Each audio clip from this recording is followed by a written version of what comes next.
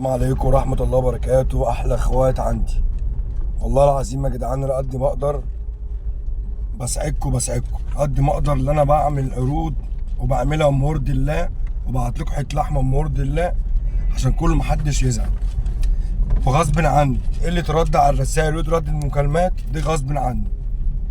بنضطر إن إحنا نقفل التليفونات وبنستعمل الرسائل عشان نقدر نرد. أنت مش عندك 100 رسالة ولا 50 رسالة، أنت بيبقى عندك 10,000 15 رسالة.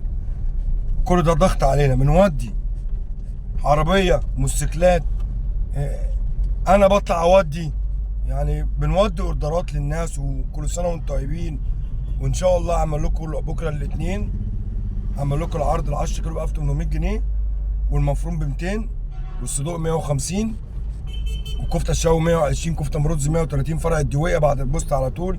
كل سنه وانتم طيبين. الاثنين والثلاثه عروض جميله قوي عشان كله يجي ياخد. واللي عايزين تطلبوا يخش يطلب على الواتس، واللي طلب يخش يطلب تاني. وهيردوا عليهم النهارده ان شاء الله بالليل، وهيردوا عليهم بكره برضو بالليل. واحنا مش ساكتين والله العظيم يا جدعان، والله والله والله ورحمه امي. ثلاثه بيردوا على الواتس وعلى الماسنجر وعلى الفيديوهات اللي انا بنزلها، وبقرص عليهم يا جدعان. ردوا الساعه 1 بالليل، بفتح النت بلاقيهم شغالين وبيدوني اوردرات. ما غصب عننا. احلى اخوات عندي في الصفحه، انتوا اهلي وناسي. كل سنه وانتم طيبين، وان شاء الله اقدر اسعدكم العيد الكبير دوت. وباذن الله كله هياكل لحمه مع ابو حمزه باذن الله. السلام عليكم ورحمه الله وبركاته. احلى اخوات عندي.